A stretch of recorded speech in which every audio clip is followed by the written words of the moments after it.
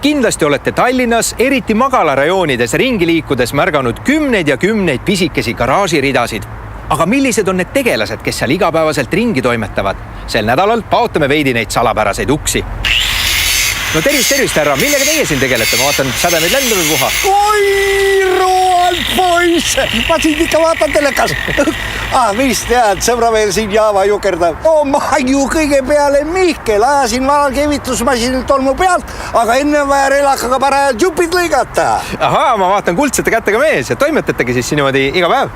Inimene peab toimetama, aga mitte alati. Näe, mul seal grill ka teadab. Kui puhkalt, et sa slõkki ja väikese...